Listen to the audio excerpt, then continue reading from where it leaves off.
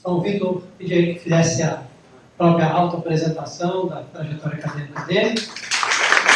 Assim que iniciar essa palestra, por favor.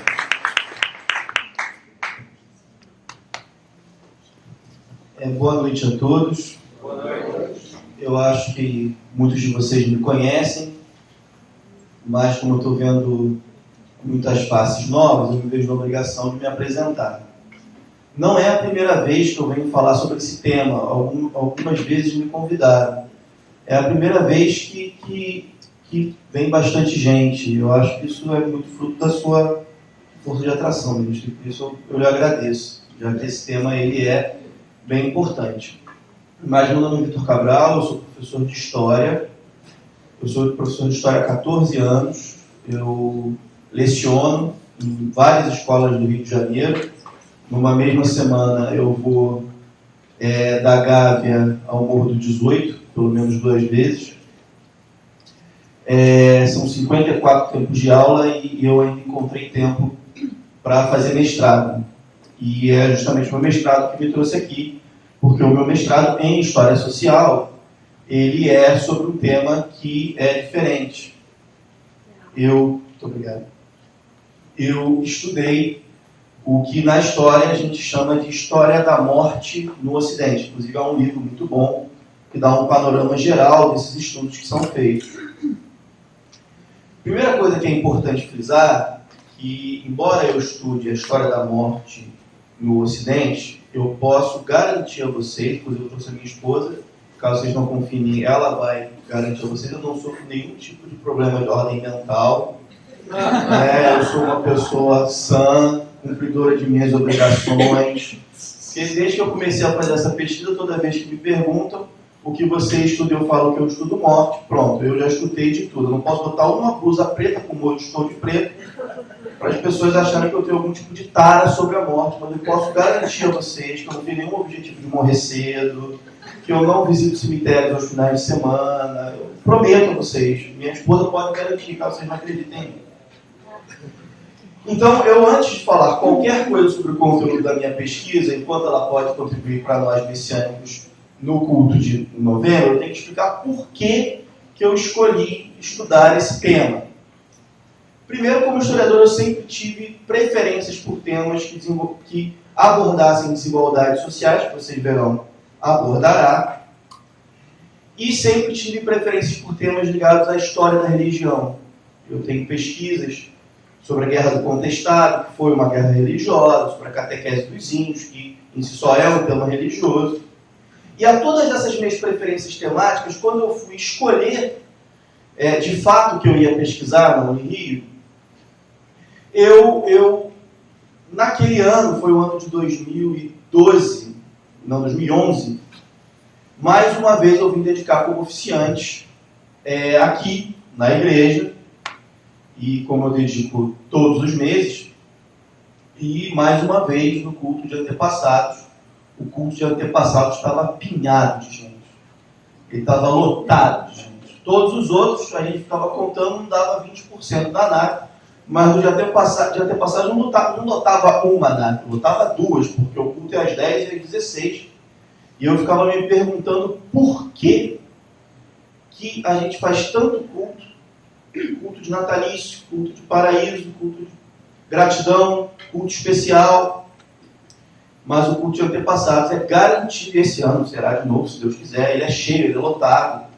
E eu também lembrei naquela ocasião como eram os cultos de antepassados quando eu era pequeno, quando eu era criança. Que eu lembro, eu tinha um medo desesperado desse culto, porque era garantido que as pessoas gritariam, passariam mal, rolariam na porta da igreja, desceriam as escada, todo mundo correria para acudir. E eu sempre gostei de vir à igreja, vinha aos cultos, adorava a igreja, eu vi o Benedito Watanabe falar centenas de vezes aqui, criança. Às vezes eu não entendi o que ele falava, mas eu estava aqui assistindo. Mas no culto de antepassados eu fazia qualquer coisa para não vir, porque eu sentia... Eu queria até dar um termo melhor, mas eu sentia um cagaço tremendo.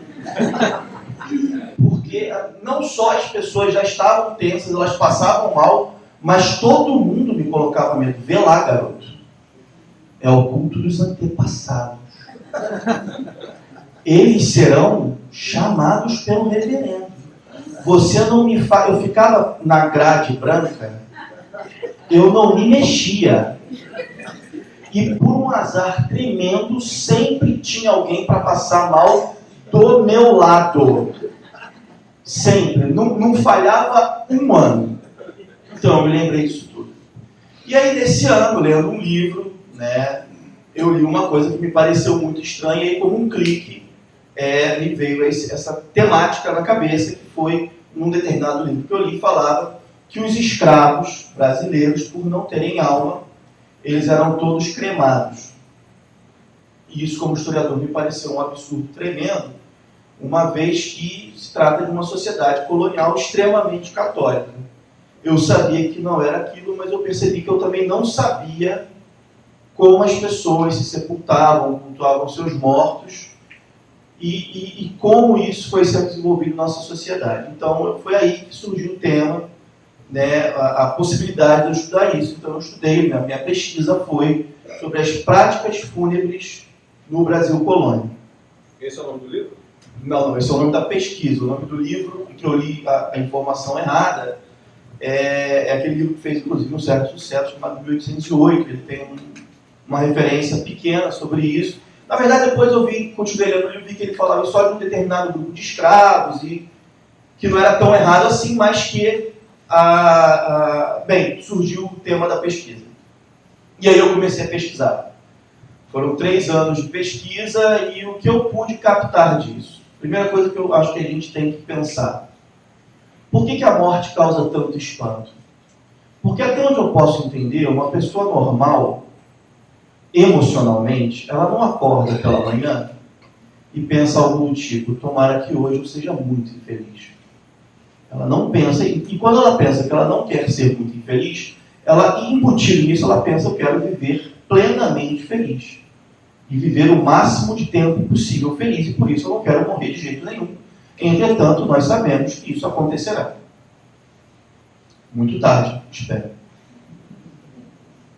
Então, se a morte, ela é uma coisa inevitável, é claro que o ser humano ele se prepararia para morrer. E a história humana mostra centenas de formas, de posturas individuais ou coletivas que as pessoas tomam frente à morte. Vamos a exemplos pontuais. No Egito Antigo, nós tínhamos a prática da mumificação. Pirâmides enormes para os faraós, já mostrando uma desigualdade social inerente aos processos de sepultamento. O faraó, ele é um deus vivo, ele terá um monumento fúnebre gigantesco, e todos os outros serão mumificados, mas cairão no esquecimento, enquanto um escolhido de Deus, né, será para sempre lembrado nas pedras da pirâmide.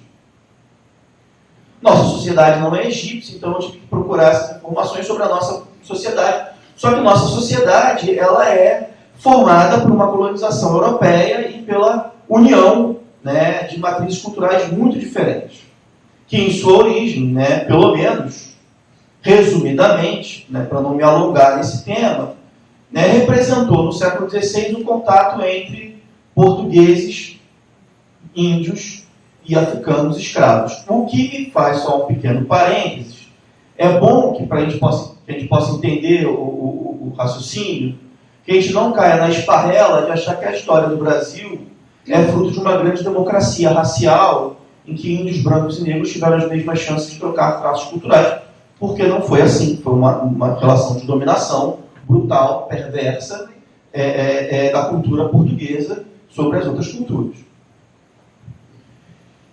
Mas formou-se uma sociedade colonial que, no processo de dominação, tinha como a principal matriz o catolicismo europeu. E o catolicismo europeu, ele tinha uma relação muito estreita com a morte. Muito estreita com a morte. Já desde a formação da Igreja Católica na Antiguidade, era comum que as pessoas se sepultassem, né, fossem sepultadas, e fossem sepultadas dentro de templos, porque os templos eram os locais dos santos, dos grandes bispos. Então, colocar um corpo dentro de uma basílica, dentro de uma igreja, veja, é um rito, e é um rito muito importante para essa sociedade, que entende que colocar aquele corpo ali num processo de que sua alma será julgada depois que seu coração parar de bater. Estar perto desse local, estar dentro desse local é estar perto dos santos, que podem interceder por sua alma. Veja, não há uma preocupação se eu vivo bem ou se eu vivo mal, mas há uma preocupação tremenda se eu serei julgado bem ou se eu serei julgado mal. Então, na dúvida, eu preciso de ajuda dos santos, para que eles possam interceder pela nossa alma. E como na história humana quase sempre existem injustiças, ficou muito patente que esses locais só eram acessados por pessoas ou ligadas à nobreza ou pessoas muito ricas. Então, aqui já nasce a desigualdade social também frente à morte.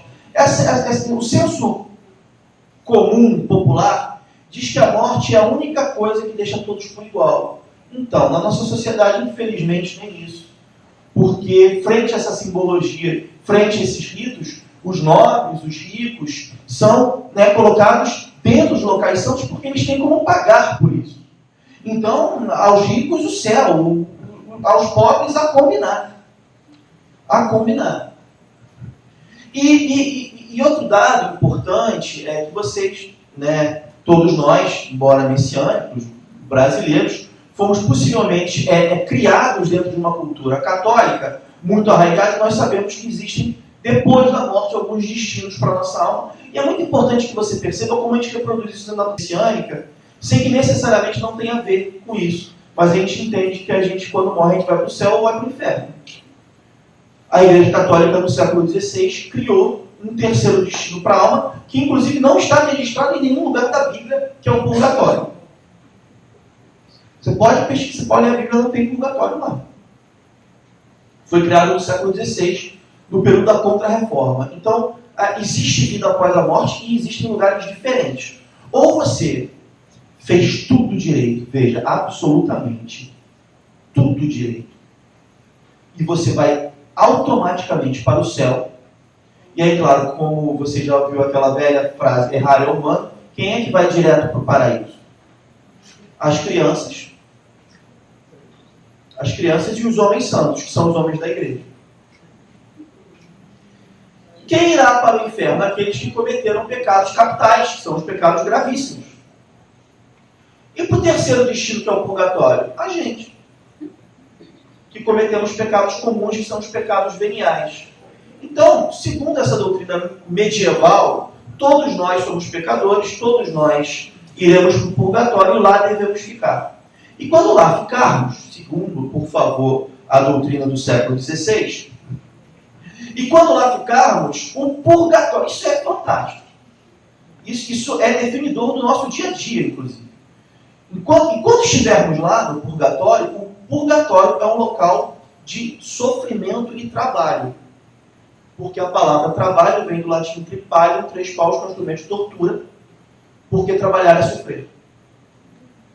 E então, quantos de nós não passamos a vida assim?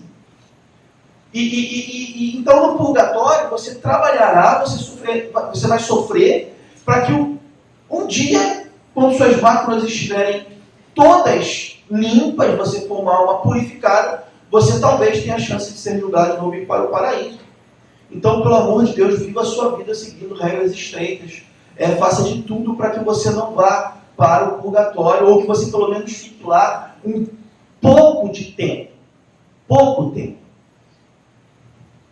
Então, a Igreja Católica, eu insisto, estou falando de uma Igreja Católica do século XVI, ela cria formas de fazer com que as pessoas acreditem que elas podem ficar pouco tempo no purgatório. Existem coisas a serem feitas. Ou seja, não existe salvação. Não existe canal direto para Deus, porque a sociedade é composta por pecadores. Gente, veja bem, eu não inventei essas crenças, nem tampouco juro para vocês que tudo é fruto de pesquisa. Então, existem algumas coisas que você pode fazer para diminuir a sua pena no purgatório, que para lá todos nós vamos. Por exemplo, deixar em vida no seu testamento a forma como você quer ser sepultado. Hoje, se as pessoas ainda fazem sepultamento, elas fazem sepultamento transferindo bens. Na história colonial do nosso país, além de transferir bens, se determinava como você queria ser sepultado e como a sua alma deveria ser cultuada. Então, por exemplo, missas a serem rezadas.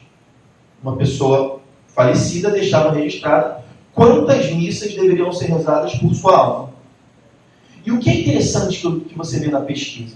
Que senhores de engenho deixavam algo em torno de 500 missas a serem rezadas. Há casos aqui na cidade do Rio de Janeiro, do século XIX, que as pessoas deixavam 1.000 missas rezadas. Só que tudo isso é pago, 640 contos de réis, não adianta pedir para converter para o real, não tem como. Mas é muito dinheiro para a sociedade colonial. As pessoas deixavam todos os seus bens. O Marquês de Pombal mandou limitar a quantidade de missas, porque as pessoas deixavam suas famílias à beira da falência, pela chance de ficar pouco tempo no purgatório através das missas. Inclusive, muitas igrejas católicas mantêm as missas de segunda-feira para as almas do purgatório. Né? Existe até uma explicação para isso, né? Porque sábado à noite o sofrimento e o trabalho do purgatório para, domingo você descansa, né? Veja a CLT lá. Segunda recomeçava. Então, no recomeço das atividades do trabalho do purgatório, que todas elas envolviam o sofrimento, para mim, sei lá, eu vou botar para lavar a louça, que eu odeio. Foi mal. As missas eram rezadas mais uma vez até que se completasse, né, o tamanho, a quantidade estipulada. Agora, quando você vê que o homem livre e empobrecido, o escravo alforriado, que também testava, porque o escravo não podia testar, mas o escravo alforriado, inclusive os escravos, eles criam irmandades leigas, e uma das funções dessas irmandades era juntar dinheiro para alforriar pessoas e cuidar delas na morte. Eles têm muito mais dificuldade, eles não conseguem estabelecer quantidades tão grandes. Outra coisa que foi fantástico na pesquisa foi que senhores de engenho, primeiro o testamento começava, mas eles invocavam todo mundo. É Deus, Jesus Cristo, Virgem Maria, todos os santos, os anjos. Só não invocavam o mestre Samba porque ele ainda não tinha começado sua obra, porque senão certamente teriam invocado nos testamentos do século XVIII. E é interessante ver assim, senhores de engenho que em vida deixavam testados coisas do tipo: quando eu me for, que meus escravos sejam livres. Veja a perversidade frente à morte. Você explorou vidas a vida inteira, mas na frente da morte, para ficar bem com Deus, você liberta eles num ato de, por favor, muitas aspas, bondade. Mas esses não são os únicos ritos, né? O pano que envolve o corpo das pessoas, ela também tinha poderes de interceder pela alma, inclusive, dependendo do pano, se pagava mais caro ou mais barato. O padre que dava a extrema-unção, o cortejo fúnebre que leva o corpo até o local de sepultamento, tudo isso devidamente registrado na Cúria Metropolitana do Rio de Janeiro, né? Tem lá os arquivos que eu passei 3 anos transcrevendo e quantificando, para ter uma noção. No território que eu estudei, 3.000 pessoas se enterraram dentro de igrejas.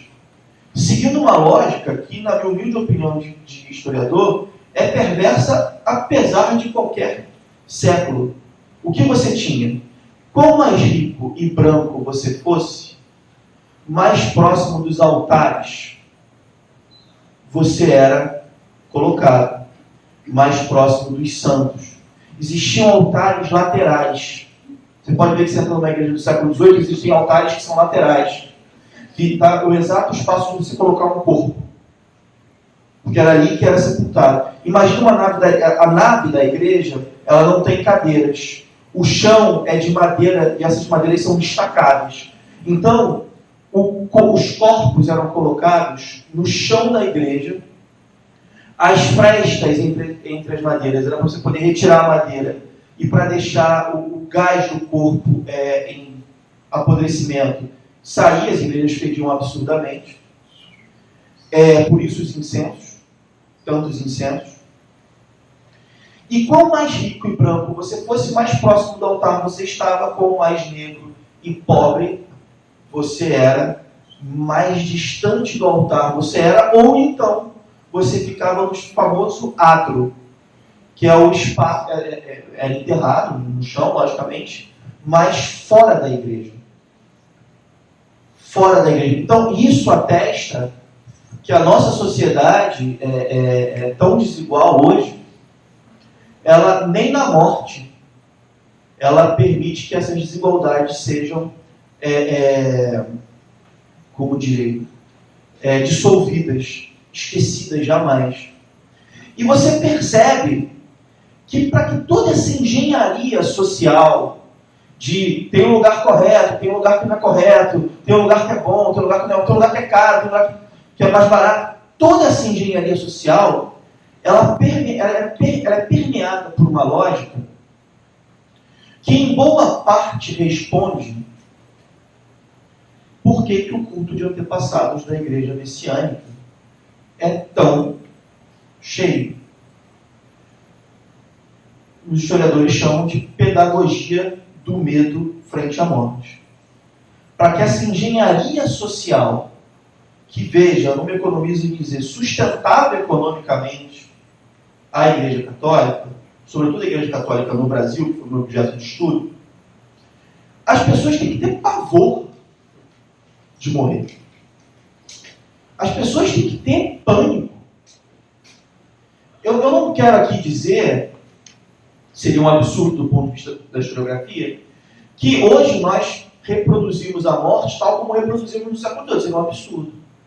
Mas é inegável que a forma como na sociedade colonial nós montamos a nossa sociedade e ensinamos a nossa sociedade a encarar a morte e a reproduzir as diferenças sociais frente à morte e a reproduzir o medo frente à morte e aos destinos de nossa alma, ela criou permanências que se mostram aqui e agora.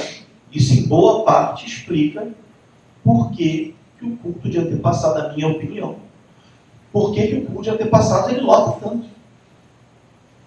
Porque, veja bem, se o ministro me permite falar fora um pouco do meu campo de pesquisa, você tem um culto mensal que é para você receber a orientação. É uma orientação que ela não é inventada da cabeça do ministro Supremo, vem de Kyoshi Sama, que bate no solo sagrado, que bate nos reverendos, vem dos ministros, e ele reproduz aquilo que a gente entende de alguma forma ser a linha com o Meixo Sama. Geralmente são falas ligadas ao amor, à esperança, a vamos cuidar da sociedade, a como cuidamos da sociedade, como deixamos de sofrer. Nessa fala, temos mais cadeiras vazias do que cadeiras cheias. No culto do paraíso, que para mim é o mais bonito, porque é onde tudo começou. No natalício de Meixo Sama, que é um festejo, eles são até mais cheios do que o culto de gratidão. Mas você pode ver que eles são muito mais vazios do que o culto de antepassados. Então, até quando a gente cultua os nossos antepassados por amor ou por medo? E é interessante que a gente faça uma reflexão, e eu me coloco muito tranquilamente para dizer que muitas vezes eu sou pego por essa lógica. Eu sou pego por essa lógica. Afinal de contas, todos que estamos aqui, inclusive o professor que nos fala, perdeu alguém que amou. E quando perdeu, com certeza, em algum momento, se perguntou com certa culpa, se fez tudo o que podia. No meio da pesquisa, meu pai morreu. Escrever sobre morte, depois do meu pai morrer, 2 anos no hospital sofrendo, foi uma fase torturante para mim. E eu passei com isso uma das situações mais bonitas da minha vida, que foi quando minha filha virou para mim. Eu não falei para ela que o avô dela morreu, ela falou para mim. Ela que tinha percebido que o avô dela, ela falou assim: pai, o vovô foi para o céu, não foi? Foi, minha filha, eu estou chateado, mas vai passar. Mas pai, você não tem o direito de ficar triste, ela falou. Se o seu pai foi para o céu, agora ele é papai do céu. Então veja que uma criança que ainda não foi infectada pela nossa sociedade, ela encara isso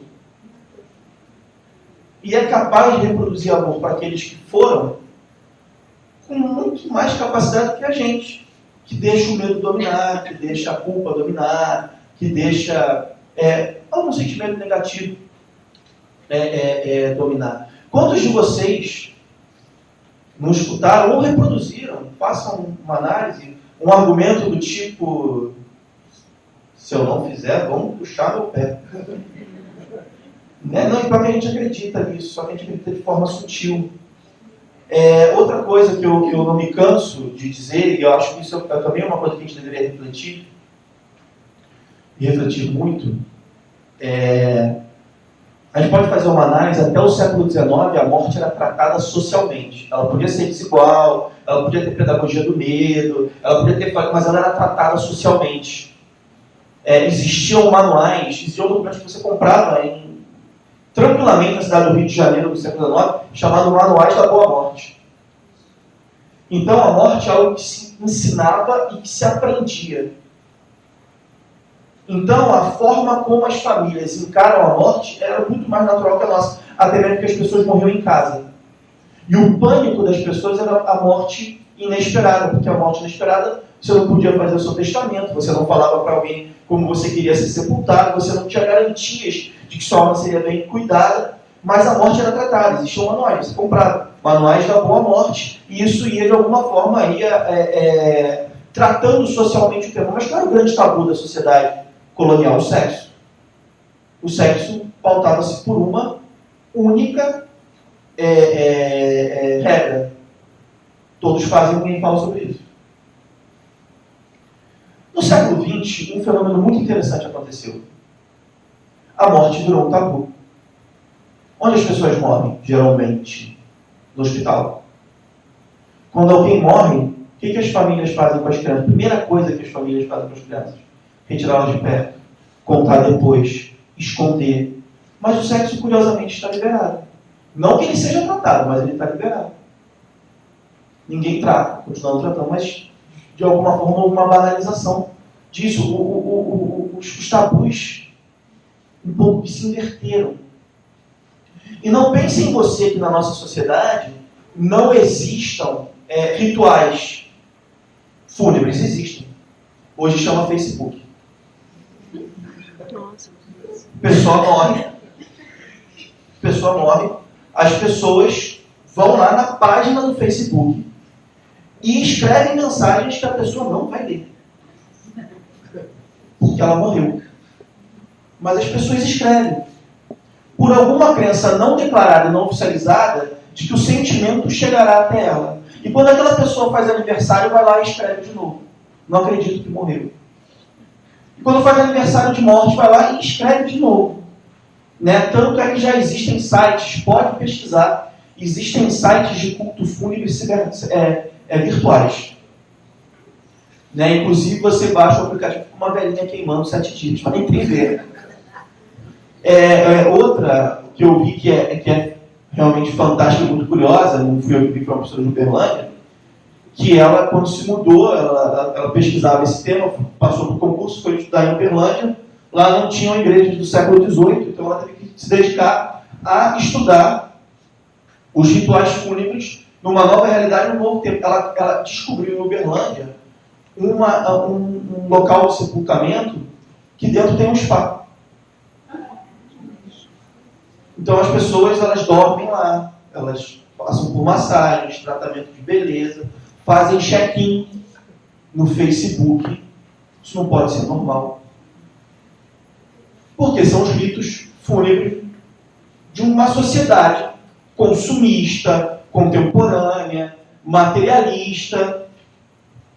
E aqui, onde a gente tenta fazer algo mais espiritualista, a norma do medo não pode ser a lógica. Porque se não tiver amor no culto aos antepassados, não gera luz. E se não gera luz, não gera felicidade para os nossos antepassados. Uma vez que o Sama deixa bem claro que uma vez que a pessoa se vai, você não só pode, mas como deve continuar cuidando daqueles que vieram antes de você.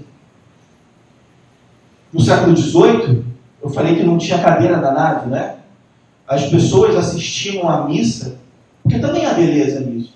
Também há o que aprender de positivo dessa situação. As pessoas assistiam culto, né, as missas, em cima do local onde o seu parente foi sepultado. Pessoas, na sociedade colonial, era muito comum que as pessoas podiam circular, não existiam travas de mobilidade social. O cara podia nascer no Recife e morrer no Rio de Janeiro, mas geralmente ele não ia. Porque se ele fosse, ele nunca mais veria o local de sepultamento. Então as pessoas tinham a tendência de permanecer no local para não se afastar dos seus mortos. A despeito de todo o medo que pudesse estar embutido nisso, há também uma lição de cuidado, que eu acho que a gente, de alguma forma, tenta perpetuar na igreja messiânica. Outra coisa que eu pesquisei, e que compartilho com vocês, é que a sociedade do século XVIII, tão desigual, como eu desenhei para vocês, como eu expliquei para vocês, ela também era palco de disputas. Existiam conflitos pelos locais de sepultamento. Porque os melhores locais de sepultamento dariam uma melhor intercessão dos santos, uma melhor atividade dos santos, e por isso você ficaria menos tempo no purgatório, você ficaria mais próximo de Deus, você teria que era o chamado bem morrer. Então pense na cidade do Rio de Janeiro como um local repleto não só de uma geografia do sagrado, que eram os locais das igrejas, mas não das igrejas locais de sepultamento, então também uma geografia da morte. E esses espaços, eventualmente, eram alvo de disputas entre irmandades, entre famílias, entre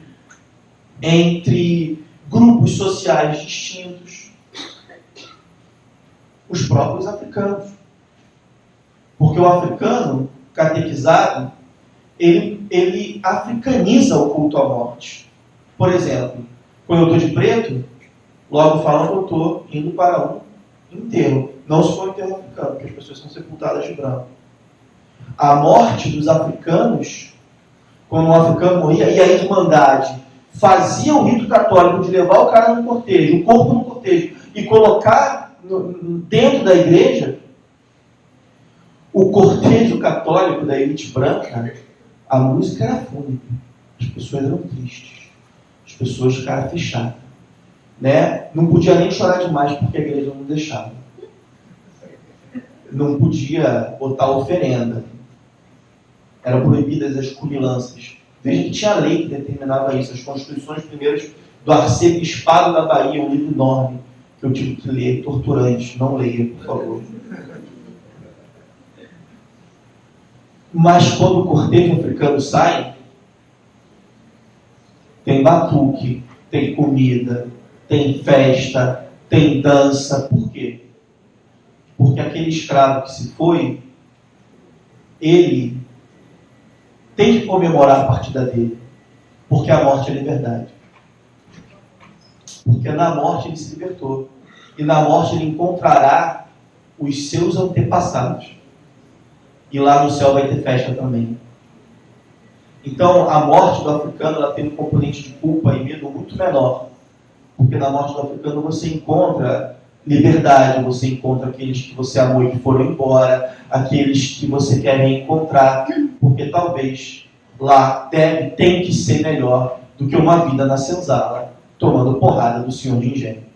Então, na África, ou melhor, para o africano brasileiro, a cor é o branco, a música é o batuque, a comida tem que ser farta e a festa tem que ser alegre, porque na morte da escravidão não existe medo e não existe culpa.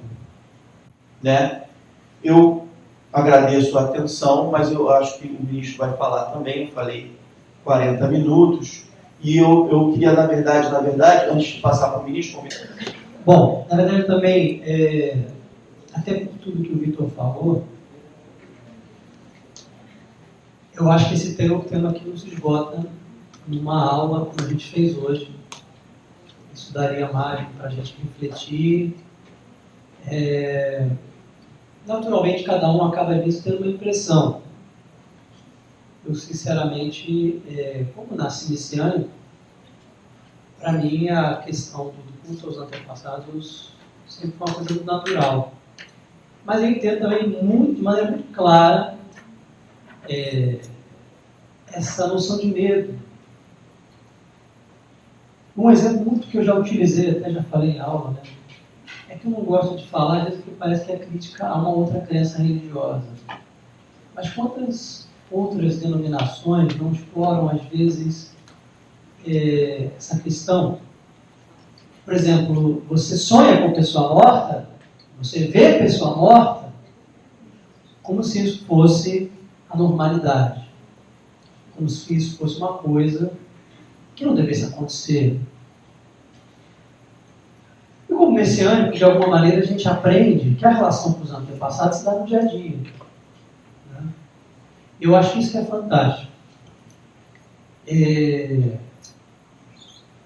Para quem é messiânico, né, com altar no lar, quem tem altar no lar aqui? Algumas pessoas têm. E quem tem Itamaiá em casa? Né? Por exemplo, eu, desde que casei, tenho um altar, tenho Itamaiá, e pequenas, uma de 5, outra de 2. Né? Eu não tenho dúvidas de que para elas essa relação com o antepassado vai ser bem diferente do que para outras crianças da mesma faixa de idade que ela, porque em casa ela está habituada que todo dia tem uma hora que a gente prepara uma bandejinha com alimentos, a primeira parte vai lá e bota e faz oração. E elas muitas vezes lembram a gente dessa rotina. Muitas vezes elas querem, quando te retira dos antepassados, elas querem pegar o que era dos antepassados, o que foi servido aos antepassados. Isso é muito interessante observar, porque são ensinamentos, são vivências que se gravam no espírito. Né? São coisas que fazem parte do que somos, sem que às vezes a gente possa questionar isso. Né? Então, da minha perspectiva, do que eu observo, acredito sim, não é o caso talvez de nós que estamos aqui, mas muitas pessoas, quando a gente fala do culto aos antepassados, que não seja o medo, mas pelo menos aquele peso de uma responsabilidade a pessoa sente. Por isso que enche mais, talvez. Minha análise talvez caia um pouquinho por esse lado, né? Que eu acho que o medo ele suscita essa questão também, né? O não deixar de fazer. Né? O culto mensal não tem isso, né? O culto de gratidão, se tiver um sol danado, acho que a praia chama mais. Mas o 2 de novembro não é só a igreja que enche, o cemitério fica cheio. Já foram em cemitério nessa época? Não existe esse costume de ir ao cemitério nessa data? Fica cheio. Porque existe obrigação com nossos entes queridos. O que Meixo Sama nos ensina, talvez, é que, vamos não usar a palavra obrigação, mas essa responsabilidade do culto não se faz só no dia 2 de novembro. A gente realiza isso cotidianamente. Como? Pelos nossos atos meritórios. Pelo que somos, pelo bem que fazemos às pessoas que estão à nossa volta. Não é assim que a gente aprende? quando a gente fala da importância de se ministrar de orelha às pessoas, né? De se levar a filosofia messiânica a outras pessoas, isso é a essência de um verdadeiro culto aos antepassados, no ponto de vista de meio-instituição. Eu aprendi assim, acredito dessa maneira. De toda forma, existem algumas formalidades, né? Então, na igreja existe Sorensage, que é um outro assunto, né? Mas existe 2 de novembro, que eu vejo que é uma grande oportunidade para que, de repente, a gente comece a despertar uma outra consciência em relação aos nossos antepassados. Então, a gente pega essa herança que todos nós temos e precisamos, então, transformar isso numa nova maneira de pensar e encarar não só a morte, mas a relação com nossos antepassados. Então, 2 de novembro é um dia muito especial para nós e também para nossos antepassados. Acredito também que o fato de muitas pessoas virem dia 2 de novembro, existe esse lado da consciência, talvez, né, em relação ao culto, mas existe também um lado oculto, não visível, que é o do plano espiritual. A gente acredita ou não que somos influenciados por nossos antepassados? A gente acredita ou não que existe uma ação espiritual para que a gente possa estar aqui fazendo o culto? Não tem gente que sonha? Tem gente que começa, de repente, a lembrar de alguém nessa época. Então, eu acredito que acontece também com muitos membros, nesse período, de haver um chamado espiritual. Talvez a permissão dele, por hora, seja de estar presente nesse culto. Isso já é muito válido. Se ele tiver permissão de estar presente nesse momento, isso talvez possa ser um primeiro passo para uma afinidade maior. Para que, de repente, num outro momento, ele possa estar sufragando seu antepassado, cultuando no dia a dia, sendo messiânico no dia a dia, participando do culto de gratidão e das outras atividades. Que papelzinho está aí? Traz para mim um papelzinho, um formulário, só para eu poder mostrar. Bom, deixa eu ver aqui o horário. Bom, o horário já vai avançar, então eu não vou me estender. Eu vou só falar do que nós temos programados até o culto e a gente já encerra. Pode ser assim? Eu ia falar um pouquinho sobre o preenchimento de formulário, que me pediram para falar sobre isso, mas eu acho que ficaria um pouco extensivo. Eu só vou mostrar aqui. Bom, o formulário todo mundo conhece, nem tem dúvida. Esse formulário, né? Quem não tem ainda, eu pedi para a Zenaide, né? E a Aninha Mercedes, estão com alguns formulários ali atrás. Quem quiser levar para casa hoje, que não tiver ainda pego o formulário, pode pegar, tá? Basicamente, é um formulário de preenchimento muito simples. Você vai relacionar aqui o nome das suas famílias, né? Seriam as linhagens e também seus antepassados. O único ponto que eu acho importante de reflexão é que o formulário não é uma formalidade, né? Eu penso que o formulário é um momento de você impregnar, né, um sentimento com o qual você vai realizar o culto. É um momento de lembrança. Quando você bota o nome aqui do seu avô, inevitavelmente vem alguma memória afetiva da sua relação com ele. Pode ser boa e às vezes pode não ser. Uma experiência de, ao preencher um formulário, não veio um sentimento bom. Eu passei uns 2 dias trabalhando aquele sentimento. Falei, quando posso cultuar com esse sentimento que eu estou tendo. Porque era um antepassado que eu não conhecia. E que o que eu ouvi, de repente, não era tão bom. Não era o que eu esperava. Ouvir de um antepassado. E aquilo, eu precisei, enfim, rezar. Eu precisei, quando fui à igreja, receber, chorei. Eu precisei trabalhar dentro de mim aquele sentimento em relação àquele antepassado, né? Então, o que eu queria pedir assim, a vocês é uma atenção especial, né, no sentido dos sentimentos com que vão preencher. Relacione todos os seus antepassados, mesmo aquele com os quais você talvez não tenha tido um convívio tão agradável, né, mas que não deixassem de pensar em cada um deles. Tá bom? Quem tiver dúvida em relação a isso, né, não só pode me procurar, tem outros ministros aqui na casa, ministro Elza, ministro Naléia, né, tem missionários que podem ajudar, quem eventualmente tem dificuldade, a esclarecer algum tipo de dúvida para que a gente faça o formulário. Não deixe para a última hora também. Estava conversando com elas ontem, né, porque tem muita gente que vem em cima da hora. E aí chega faltando 5 minutos correndo na liturgia com o formulário, dá tempo de botar no altar aí, se você já purificou a oferenda, aí fica aquele formulário, né? Como não existe SEDEX espiritual, a gente manda com antecedência o convite para eles. Tá bom? Preencha com antecedência que eu acho que vai ser legal. Tá bom? Então não deixe de quem não tem levado. E a gente fez também, apesar de a gente estar usando bastante o recurso de WhatsApp, não sei quem recebeu, a gente mandou uma imagem, né, com programação pelo WhatsApp. Alguém recebeu isso aqui? Não? Poucos, né?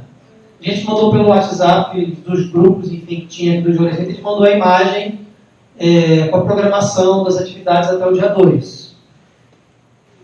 Alguém recebeu o vídeo também? Receberam o vídeo? E aí, gostaram?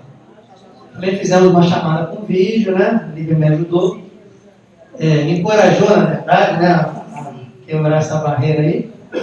Mas a gente fez alguns impressos também, porque eu acho válido para quando você vai convidar alguém que você quer trazer para o culto. Né? Então, a finalidade desse papelzinho aqui pode ser o seu lembretinho, que você bote lá na sua agenda, preso na sua geladeira, ou no espelho do seu armário, mas isso aqui é principalmente para que você possa convidar alguém. Né? Eu acho interessante a gente partilhar, levar a outras pessoas a oportunidade de fazer oração para os seus antepassados. Então, eu sei que algumas pessoas já levaram formulário para vizinho, para amigos, né? Mas aí a gente fez esse impresso, porque aqui tem tanto o horário do culto, que será às 10 e às 16 horas, tá? São 2 cultos, dia 2, 10 e 16 horas, mas a gente colocou todas as programações, inclusive essa palestra de hoje, e semana que vem, e aí eu gostaria de pedir o apoio de vocês, semana que vem a gente vai fazer uma grande reunião de Jorei. Todo mundo sabe o que é? Quem sabe o que é, pode levantar a mão? Todo mundo sabe, né? Bom, então vai ser um dia que a gente quer, na quinta-feira que vem, através da prática do Jorei, fazer a preparação espiritual desse culto. Então é um dia para que a gente possa receber e ministrar bastante Jorei. Isso vai acontecer de manhã, após o culto matinal, até o encerramento. Então eu espero não ter tempo de levantar da cadeira. Espero ter muitas pessoas querendo receber Jorei. É muito bom. Vai ser um castigo que eu vou adorar. Podem dar esse castigo, tá bom? Então eu queria assim, que a gente pudesse, na semana que vem, nos encontrar novamente. Não para o auditório, mas para a gente encher a nave. Não só membros, mas que a gente possa então convidar essas pessoas que a gente já falou do culto, que a gente levou o formulário, porque eu acho assim que o momento delas virem à igreja, poder receber Jorei, poder conhecer o que é o ambiente da igreja antes do culto, também vai ser muito importante, vai ser muito válido. Tá bom? Então é um dia assim para a gente reservar para o sagrado do Jorei. O ministro Sérgio vai estar presente também nesse dia, e eu tenho certeza que vai ser um momento maravilhoso. Vai sair daqui todo mundo flutuando nas nuvens, mas encarnado ainda. Ninguém vai nas nuvens, mas não no céu. Tá bom?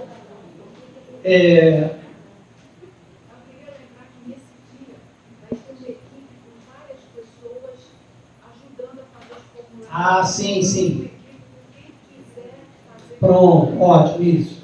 Também nesse que a Suzana está lembrando ali, foi um ponto também que eu tinha falado para a gente trabalhar, ajudar as pessoas a preencher formulário. Quem não sabe, tem algum tipo de dúvida, então vai ter uma mesinha para auxiliar quem tiver algum tipo de dificuldade a preencher o formulário. No dia do culto a gente deve fazer isso também, mas semana que vem a gente espera que muitas pessoas possam vir. Não esperamos, não, temos a certeza de que muitas pessoas virão receber de orelha, membros e não membros. A gente vai aproveitar esse momento para a pessoa, além de receber de orelha, poder já preencher, deixar preenchido o seu formulário. Então, vão ter dedicantes para ajudar no como preenche, tá bom?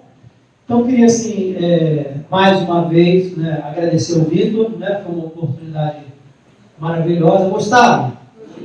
Valeu a pena? Então, salva de palmas, né?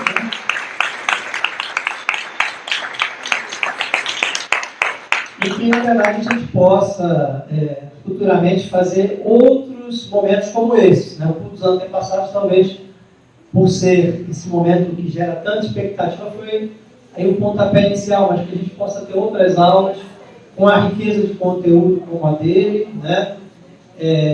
Para ajudar, né, de alguma maneira, a fortalecer também a nossa prática religiosa, a nossa fé.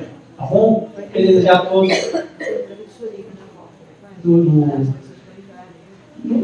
não sei ainda, não falei no caminho. Tá bom? Queria desejar a todos, então, uma boa noite e até semana que vem. Obrigado.